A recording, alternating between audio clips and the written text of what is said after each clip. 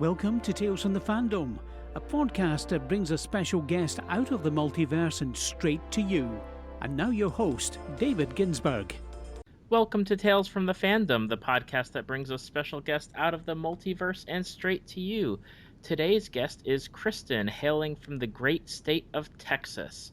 Kristen is a cosplayer, and she's also into a ton of different fandoms. Welcome to Tales from the Fandom, Kristen. Thank you for having me. Oh, it's not a problem. I always enjoy talking to the people from the great state of Texas, where it's as hot as it is here in Florida. I think only you and maybe people from California know the pain that we go through. Oh my gosh, very true. So, what is fandom to you? I really think that it's something that brings people of common interest together, and that you can have a safe place to like share your passions and share your ideas and stuff. I honestly think it's a really beautiful place to be, and you can make a lot of friends, or even, bring some of your friends that aren't in that fandom in to join. Absolutely. Sometimes they come willingly, or sometimes you have to force them. Yes. Like what I like. I know. I always tell the story that once I got into the Firefly fandom, I always made sure, if I had friends that had never watched it, I was like, here's the DVD box set. It's only 13 episodes. Watch the show. I do that with Sailor Moon so bad. And that's one of your main fandoms is Sailor Moon, right? Yes. That one I've been watching since I was 4. My grandfather got me into it, and it's just stuck my entire life. Well, that is a good grandfather to have. Yes, he's amazing. He's a nerd as well. They pretty much where I get it from. Okay. So, were you one of the people who watched it way back in the day on Cartoon Network? Yeah, he actually started me on the VHSs. He would buy them for me, and then I started watching it on Toonami as I got older. And that was more of the stuff that I didn't have on VHS at the time. Right. And he would like buy me the dolls and posters and pretty much anything he'd get his hands on. So I've just been completely inundated with that show for so long. I don't know what I'd do without it. I remember when it first came over to the States and how they would back in the day when internet wasn't so prevalent, and they actually had newspaper articles about Sailor Moon coming and coming to America, and it was fascinating to just get to like really experience that starting influx of Japanese anime, where like at once it was just really the American cartoons that you're watching, Saturday morning cartoons, and then you have stuff like Sailor Moon coming over, and it's just bringing this whole depth of great characters, great story, just all sorts of stuff. I mean, I remember watching it when it started. I especially remember the videotapes, and that's way back there. But I date myself as usual. I prefer, like, I still have most of my VHSs, and I don't know how they survived my destructive childhood, but they did, and they still work. That is fun. Just finding a videotape player nowadays is something that's a feat in and of itself. Yep. So what is it about Sailor Moon that just brings you into it? I think I really fell for like the friendship that they portrayed. They always were, they're so different. The Scouts, they're so different, and they still are able to come together with their differences and their own individual strengths and be such amazing friends. And I love the fact that it celebrates your differences and, supports your differences, and saying that you don't have to be completely perfect and the same to be friends. Like, I always thought that was really cool. Absolutely. And that's always at the core. And I remember the first season and the ending where I think all the Sailor Scouts are dying, but their friendship with Usagi is like what gets her to really defeat the villain, Queen Beryl, and then they all kind of come back to life, so to speak. Yeah, that's always been my favorite. And I loved all the little lessons that they had at the end of each episode, like the Sailor Moon says, like it was always such a positive, hey, don't be a little crap as a kid, like do good things. Yes, don't be a little crap as a kid. That's definitely a great lesson. We had that back in the 80s with G.I. Joe. I remember learning how to tread water in case I was in deep water because G.I. Joe showed me how to do that. That's awesome. So, with Sailor Moon, everyone's got their favorite Sailor Scout, and I've got to ask, who is your favorite? Sailor Moon has always been my favorite. I'm blonde, and when I was little, I looked up to, the strong blonde characters, and she was so like awkward and dopey, but she still had such a beautiful strength that it was like, hey, I'm a crybaby, but I'm gonna whoop your butt anyways. That was always so cool. Absolutely. And I know that in the Japanese version, Mamoru calls her, what is it, Dumpling Head? Mm-hmm. And that just cracks me up. Yeah, their Like, relationship is adorable. oh, those two together, I I could see that in so many different relationships of friends that I have of just like the totally awkward girl who doesn't really know what's going on and the guy that's just like, "Oh gosh, I've got to save her again." Mm-hmm. Yep.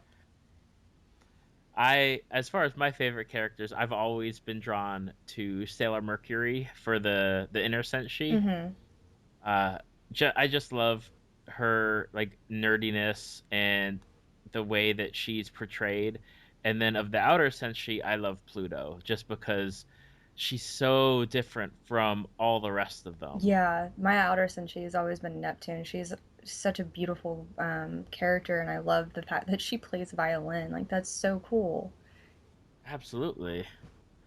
Do you have a favorite season or storyline from Sailor Moon? Um, it's not a season. It's actually one of the movies, the Super S, the Black Dream Hole. I've always been drawn to it. I think I've watched it probably over 100 times now. I've always loved watching Usagi and Chibiusa actually, bond because they have Mm-hmm. such a fickle relationship. So seeing how much Usagi actually does love her is really nice. And the little fairy kid, Peru, he's just so precious. Like, I love him.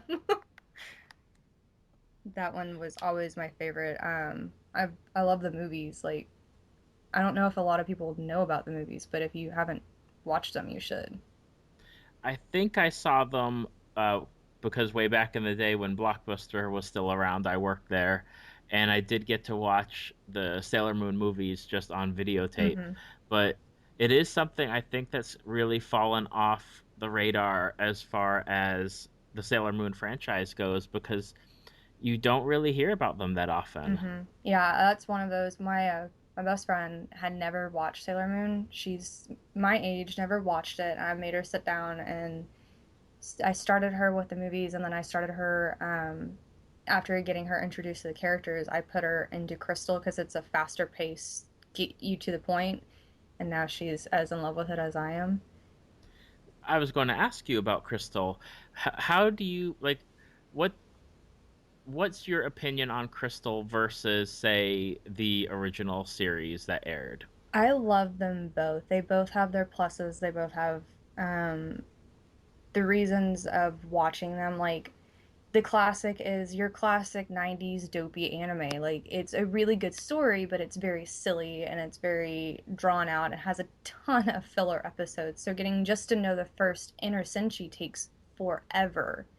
Right. Um, Granted, I love most of those filler episodes. And then there's Crystal, that it's a little more mature. It's a little easier to, get connected with the characters because it goes so much faster. And that's why I had her start on that because I wanted her to actually get through the series before the con that we were going to because she decided she wanted to cosplay from Sailor Moon with me. Okay. But it gets to the story a lot quicker, and I do see it as a much more mature portrayal of Sailor Moon, which is great for me because, I grew up with the kiddie stuff when I was a kid, and now that I'm an adult, seeing a mature version of it is really cool. And I know I've spoken to a few people and they're just so grateful for having Crystal out because it's bringing more people into that Sailor Moon fandom that hadn't really been exposed to it. And the other great thing about it is the merch is coming back out. Is I went like 15 years with scraping by, hardly being able to find anything from Sailor Moon, and now it's everywhere, and I'm so happy. Absolutely, you don't have to troll eBay anymore. Right. I know I used to have to do that back when eBay was more of like a true auction website, looking for some of the stuff from my favorite animes or video games from Japan, and just trying to find that hidden gem of an item that was still in decent condition. Yeah, I went to an old anime store at the San Antonio mall. God, I think I was 16, and I found playing cards from Sailor Moon. They're like holographic playing cards, and it was just so cool to me because I couldn't find Sailor Moon anywhere, and I freaked. I was so excited, and I bought them. I think they were like $20 for playing cards. I was like, I don't care. They're Sailor Moon. I'm getting them. I know I was lucky enough when I was a little bit younger, not I think like maybe 10 years ago. I actually was living in Japan when they were airing the live action Sailor Moon, and the merchandise there was all over the place, and that was pretty awesome. Not that I had money to buy it, sadly, but to at least, I think I got some like phone keychain kind of things, and a few little action figures that I could pack away in my luggage, but that was about it. That's awesome. So are you a dub or a sub kind of person? Um, I'm dyslexic, so I have a hard time keeping up with the subs. I prefer them once I've gotten down a series. Like, since I know Sailor Moon so well, it's hilarious to go back and watch the actual, like, what they truly said, because Molly is really mean to or Naru is really mean to Isagi. Like, that is super amusing because in the dub she's like, "Oh, you're my best friend and I love you," and in the sub she's like, "You're really dumb. Why'd you do that?" Like, dang, okay, they're well. But I think both of them have their good and bad aspects. Like, just trying to keep up with what's going on in the story and what's going on the screen is really hard when you're first getting into it. But once you like know the anime, it's really cool to go back and really see, okay, this is what they actually intended it to say. Right.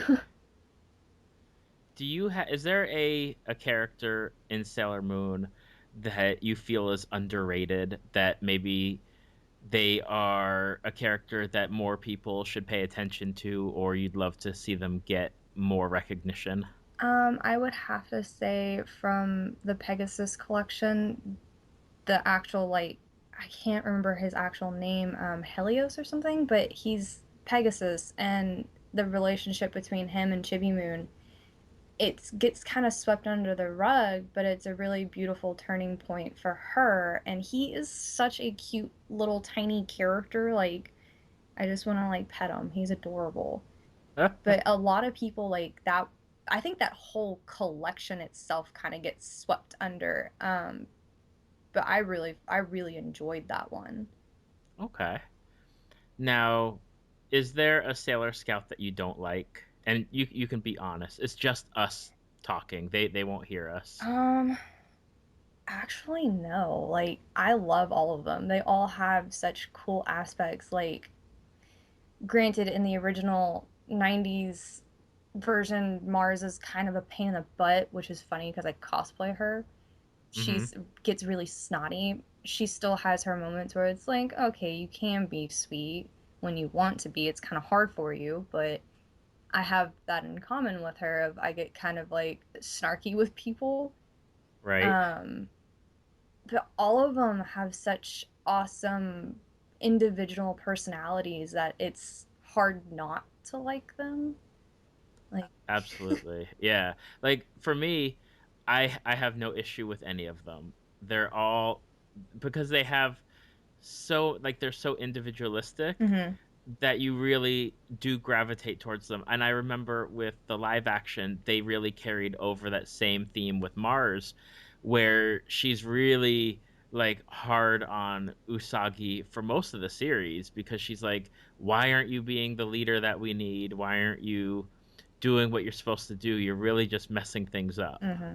Do you like if if there was if okay, so Sailor Moon is the leader of the group, Yeah. respectively. Do you consider Mars her second? I actually would say Venus. Okay. Because Venus is like, she was so independent by herself before, Moon was awakened, that Venus, she was kicking butt before any of the rest of them were. Right. And she's basically her stand-in when things go bad. Like she's her disguise or whatever, however you Mm-hmm. would put that. But I like the fact that she is independent in her own sense of, her and Artemis go out there and they're like, I don't need the rest of y'all. At the beginning, they're like, we'll pass the time until y'all can join us. Right. And beyond her, I would really like to say Mercury because she's the brains. She Mm-hmm. is so ridiculously smart that I think she could be like, okay, this is how we're gonna do all of this. I will lead y'all because she is so smart. And I have to ask, are you a fan of Sailor Moon and Tuxedo Mask together? Definitely. Oh my god. Growing up, like everybody would obsess like over the Disney princes and stuff, and I'm like, I want Tuxedo Mask. Like he was always my favorite, and their relationship is just so freaking cute. The age gap is a little creepy, but beyond that, they're just adorable. Right. And I mean, at a certain point, when you get old enough, there's that age gap really isn't an age gap, but for when it's taking place, definitely it's kind of like okay, Mhm. Yeah. there's a little bit of that creep factor, but it is what it is. Yeah. So beyond Sailor Moon, you are also into Disney. Yes. Now, are you Disney princesses, Disney animation overall, Disney Pixar? I mean, nowadays Disney's pretty much like everything. All of the above, especially now that it is like Marvel and Star Wars as well. It's like Disney's eating the world. I love it. Me too. I'm super glad with the inclusion. I remember when Disney did buy Marvel, I was like, "Oh crap, like what's going to happen?" But they've been really good with what has just really transpired, and I have nothing but good things to say. Yeah, I love it. They've done so well with everything they've done. Granted, I am more like classic Disney, like Alice in Wonderland, Little Mermaid, Aristocats. The older stuff I really enjoy. I still watch it Hmm. weekly. What's your favorite if you had to choose one? Mm, can I give like a top three? Yeah, give a top three. Little Mermaid, Mulan, and Beauty and the Beast. All solid choices. Yes, like they're just tough girls. I love the tough girls. Do you gravitate towards any one of those girls in particular? Like, do you find more characteristics in yourself of a certain one? Probably Ariel, because she's very adventurous and she likes to go find stuff and she tends to get herself in trouble and in bad situations because she's too curious. And she's always like, it's beautiful out there. There's something else out there that's more beautiful than this, and I want to go find it. I always admired that about her. Okay. And of the recent like Disney animation, whether it be Tangled or Frozen or Wreck-It Ralph, are you into any of those, or are you more the traditionalist? I really enjoy all of those actually. I cosplay Anna because I have a lot in common with her. She's very clumsy and goofy and likes food. That was one thing that really caught my attention. She really likes food. She really, really likes food. I Yes. love that. I enjoy Big Hero 6. That was a good one that came out. Mm-hmm. Um, Brave was good. Is that Disney? I think that's Disney. It is. Yep. I've heard that argument so many times. If it's not Disney, it is Disney. I'm like, Well, it's yeah. Pixar, but So it's it's kind of Disney Pixar now. Um, but like all of those movies, I've forced my mom to go with me to see them in theaters, and sometimes I drag my dad along. He doesn't like that, but it's amusing to me. I'm like, come watch this Disney princess with me, and he's like, aren't you a little old for that? No. No, you'll never get too old for it. I mean, now I watch that stuff with my Oh, kids. that's awesome. So I've seen Frozen, I don't know how many times, probably at least 100. Big Hero 6 is up there. Hmm. They've transitioned now into Pokemon, which I'm pretty happy for. That's awesome. So they're getting their little nerddom going on. Baby I'm nerds I'm love thrilled it. with that. Absolutely. I have one of my sons. He found out that I have a little plush Psyduck from way back from like the mid or late Hmm. 90s, and it's packed away in the garage. And he's like, "If I'm really good, can I have your Psyduck?" And I'm like, I have to go into the garage and find it. Oh my goodness.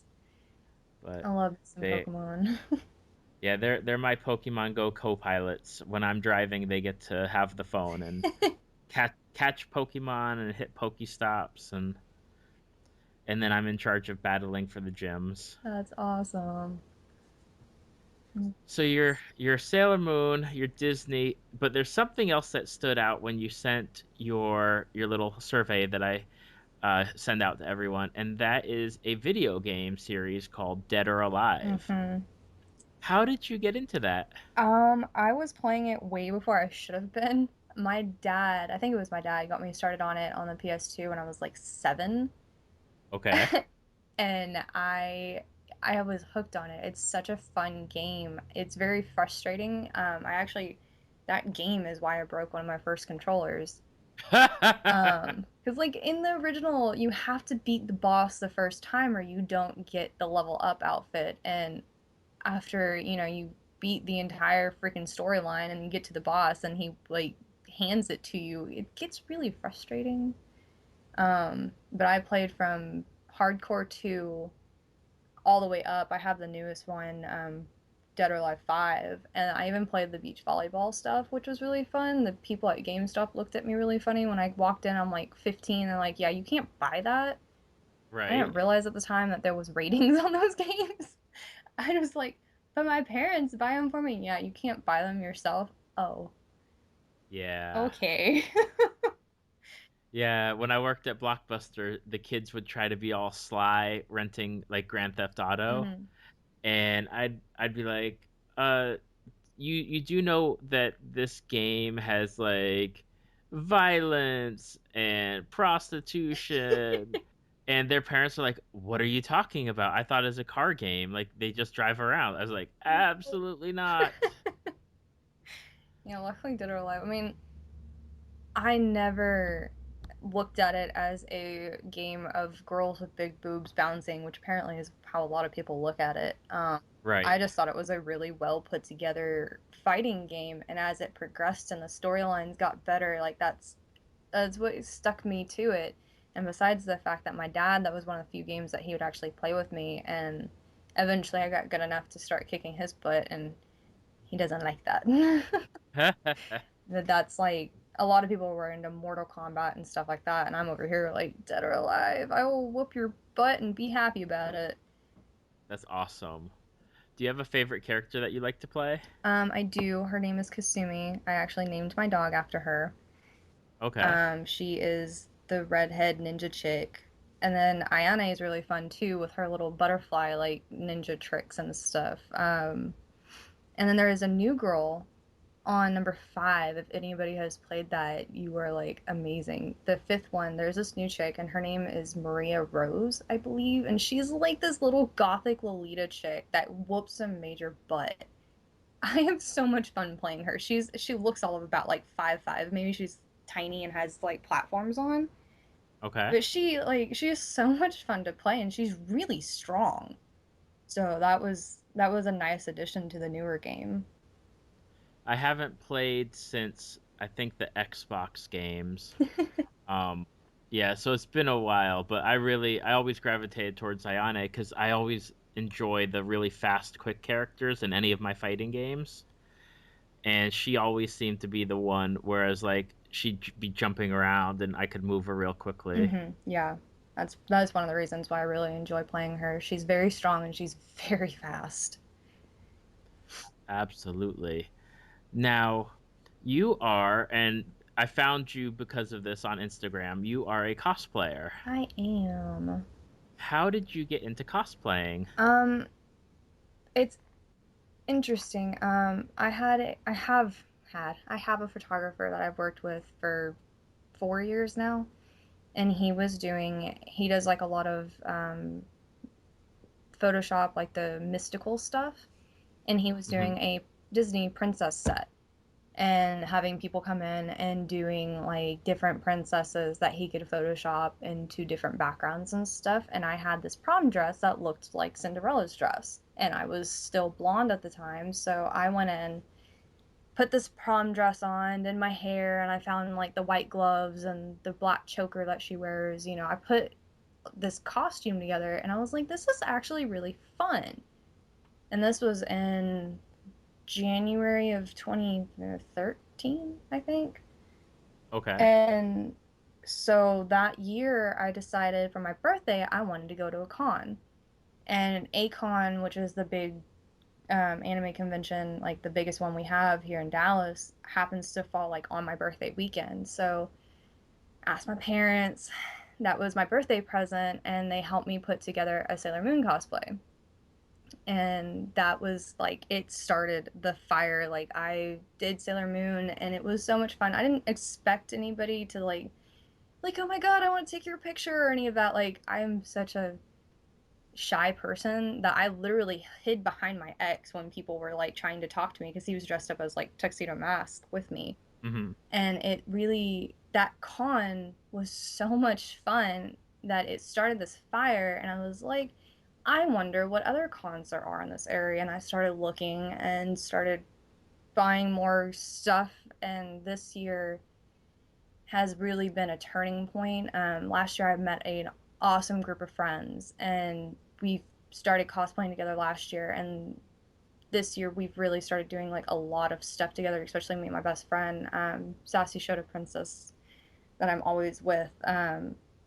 But she and I have done so much stuff this year, and she's been teaching me to sew, and she's been teaching me with like the wig styling and everything. So it's really been a turning point, and it's like, this is so much fun, and I really love being able to go to the cons and meet people and dress up and act like a 5-year old princess. It's awesome. Now, how do you choose who you cosplay? Is it more that you love the character, or is it that you love the outfit? What really draws you to the characters that you cosplay as? Typically it's the character breakdown. Like, I will find characters and shows that I really relate to and I really love. And if they have a cool outfit, that's just like a major plus. Like, I've done Taru from Fruits Basket. I've done Haruhi from Oron. Um, I'm working on my third Sailor Scout that's supposed to be coming out in like, I don't know, 3 or 4 months. I pick characters that I feel like I portray well and that I have a connection with, and go from there. Like, that's why I do so many Disney princesses, because they're fun. And so many Sailor Scouts because they're fun. Right. Now, there are two, I'm looking at them now on your Instagram because I wanted to make sure that I did it correctly. There's two characters that you do that I absolutely love, and I'm always pleased to see people do them. And the first one's Katara from Avatar, and then Kim Possible. Yeah. Those were actually both because of Diane, Sassy Shota, because her and her friends did an Avatar group, and I was like, can I borrow the Katara? Because I really love Katara. Like, I really want to do Katara. So she let me borrow her friend's Katara that she had made, which thankfully were the same size, so it fit. That cosplay, like, made my year. I love Awesome. her. And then the other one with Kim Possible was also, she was doing Kim and she really, really, really wanted to run. And I don't do a lot of crossplay. I typically stay with female characters. Mm-hmm. But growing up watching Kim Possible, I was like, sure, I can be the dopey blonde-headed boy, whatever. And we're Right. working on filming a CMV, and we're working on doing more stuff with that. That is, it's a lot more fun than I had anticipated because he is such a crazy character. Yes, yes, he is. All you need to do now, and what kills me is that I don't see like any merchandise for it anymore. But when it was on, like I've got a Rufus plushie, Mm-hmm. and man, I love the Kim Possible series. I've been binge watching it because my DVR will tape it at like midnight for me. Mm-hmm. And it will, like, I think it comes on like once a week and it will air 4 episodes at a time. And so I've been just like binge watching since we're doing them at A-Fest. I think we're doing them on Monday. Trying to, brush up on my character study because Ron is, I think I'm actually going to make the Nako. I love me some That would be nachos. awesome. That is awesome. And then one of the things I saw throughout your pictures is that you have actually taken pictures with one of my previous guests. His episode's not out yet. It will be by the time your episode comes out. Mhm. And that is the Green Ranger, the Black Ranger, Yeah. Strife, which is awesome. Yeah, I met him at A-Fest last year and we've become friends. We're doing a Sailor Moon and Green Ranger shoot at A-Fest, and I believe he's going to be the Eric to my Ariel for San Japan. Oh, that's awesome. Yeah, he's such a sweet guy. I really enjoy talking to him. So, what do you have? Do you have any plans coming up for any future cosplays? Which I asked this to everybody, and everyone's like, "Yeah, I've got like 1,000,001 ideas of what I want to do." I do have a million ideas, but I do have some stuff that I'm working on. I'm redoing my Ariel. I'm actually working on sewing all that stuff today because I just finally got a new wig. I'm working on Sailor Neptune. She is going to happen at Icky, which is in Austin, over like New Year's Eve. Mm-hmm. I'm working on putting together Ayane from Dead or Alive. And then I'm planning on doing more Disney princesses next year. I haven't decided which ones yet. I really want to do like Rapunzel with her brown hair because she's freaking adorable like that. Mm-hmm. Um, but I do have stuff that I'm making progress on that just hasn't finished yet. Right. I think that's with a lot of cosplayers is that there's so many things that they have going on that projects get to be picked up and put down and picked up again and put down. Like Bulma. Bulma. I'm doing Bulma next year if it kills me because I've wanted to do Bulma since I started cosplaying. Because Dead or Alive, or not Dead or Alive, sorry, Dragon Ball Z was also one of those that I watched on Toonami, and I've always idolized Bulma because she's such a strong woman, and I love how she like manhandles Vegeta. It's awesome. But she's also going to be one that I will be doing in 2017 if it kills me. It's going to happen. Okay. Uh, how do you like of the cosplay community, especially in Texas? I know it's a really large community. I've spoken with several people from Texas. I have also a few people that I have on my schedule to talk to. Mhm. What is the cosplay community like overall? Um, it is filled with such sweet people. We're all a little crazy. We're Southern, so it's a lot of, for the most part, manners and being nice to one another. And I love the fact that we have such a tight knit community, like online. So a lot of Mm-hmm. them, like Strife is from down south. He's like 5 hours away from me. One of my other friends is about 5 hours away from me. And then my best friend lives an hour away. Like we have such a tight knit community online that it makes meeting each other at cons even better. Because it's like, Mm-hmm. hey, I follow you. Wait, no, really, I follow you. That's actually what went down when I started hanging out with like Mishkali. Was we followed each other and we ran into each other at a tiny con and we're like, oh my god, I know you from Instagram. And people are really friendly, and it's the howdy, can I take your picture type of thing. Like, people are just awesome. I love the community here. Do you travel outside for cons, or outside of Texas, I should say, for cons, or do you just stay in Texas for the most part? I typically stay in Texas. I plan on going. I have some friends in Louisiana that I would love to go and go to one of their cons with them. And then I wouldn't mind going to like Oklahoma or surrounding states. I would love to go to California for some, Right. or go to like one of the beach cons. I have 3 dogs, so it's a little hard to travel with having to make sure that they're taken care of.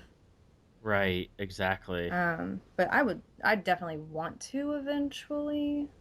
It's just, I mean, going to San Antonio is a headache and a half. I love it down there. It's like a second home, but trying to make sure the dogs are taken care of and everything is a pain in the butt. So, Oh, I understand. I mean, not with dogs anymore. Back when I was younger, I had to take care of the dogs. Now I've just got 3 kids, and I've got to make sure that if we're going somewhere, they're all going. mm-hmm.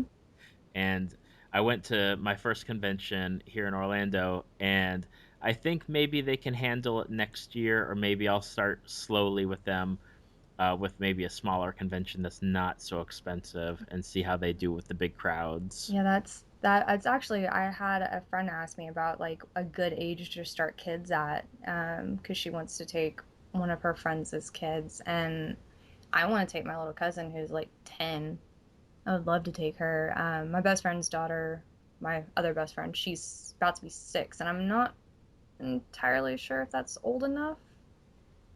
I don't know yet. Yeah, mine are 7 and 6, so next year they'll be 8 and 7. Yeah. And I think if it's maybe like a weekend, not a whole day staying there, but a few hours, and they can see everyone dressed up and see all the toys and Yeah. stuff, they might dig it, but maybe not the big convention. Yeah, I think the bigger ones might be a little overwhelming. I don't know. I get a little overwhelmed at Acon. That's like a ton of people shoved into a hotel. Yeah, we have MegaCon here in Orlando, and I think on Saturday it was like 90,000 people, 80,000, something crazy. That's oh my, that's so many people. Yeah, and I know I was overwhelmed. I'm like, I'm so tired. I don't know how people do it dressed up in like some of the crazier outfits, Hmm. or with the shoes or the heels or the boots or the power armor. Yeah, my dad does Vader, and the poor guy almost gave himself heat stroke at Acon because there were so many people, and he just refused to take his helmet off. He's like, I don't want to spoil the magic. Like, That's right. spoil the magic. You're gonna like pass out. You're gonna need a medic. I'd rather spoil the magic than have to spend the rest of the con in a hospital. Thanks. Awesome. So, if people are listening to this right now and they want to find you, whether it's on Instagram or Facebook or other social media sites, where can they find you? I have an Instagram, which is Kristen Nicole Cosplay. All eyes. Or my Kristen is all eyes. I don't have any E's in my name. Um, and then my Facebook is Kristen Nicole Cosplay and Beauty, since it's a combination of my cosplay and my makeup stuff. Okay. I do have a YouTube. I'm not entirely sure what my name is on YouTube because my old name was Hoshiko. I recently changed over to just using my actual name for business purposes. It makes it easier. So Okay. I'm not sure if my YouTube is under Hoshiko or if it's under Kristen. uh, I will make sure it's correct whenever the episode gets posted. yeah, I need to make sure I have everything changed over. But I think that's all I have. I know I have a Tumblr, which is still Hoshiko. I haven't changed that one yet. Okay. That's Tumblr. I don't like. I post stuff every now and then. But my main three are, I'm always on Instagram, like always, and then Facebook and YouTube is mainly like con videos and when my friends and I want to film and be silly and put, like, we just did a slumber party with Chibiusa and Usagi, which was very interesting to film. I love the pictures that came out of it, or at least the ones that were posted. No, that one was fun. It looks just like a fun time with friends. Yeah, yep. Until you explode the cake batter, then you got a problem. Sounds like Usagi to a T. We were definitely in character for that one. Well, Kristen, I want to thank you so much for taking the time out of your schedule and working with me on getting a recording for the podcast. I really appreciate it. I love your cosplays. I enjoy getting to see what is coming next from you, especially like the Harley Quinn outfit with the Usagi wig is something that cracks me up. Yeah, that was last minute. I will be doing Harley with an actual Harley Quinn wig. But thank you so much for taking the time out. And everyone that's in Texas, look for Kristen at those upcoming conventions and just say hi to her. Yeah. Thank you for having me. Thank you for listening to Tales from the Fandom. Subscribe to us on iTunes or your podcast app of choice. Follow us on Facebook at www.facebook.com/talesfromthefandom to see photos, links, leave feedback, and check out upcoming guests. If you'd like to be a guest, email David at talesfromthefandom@gmail.com.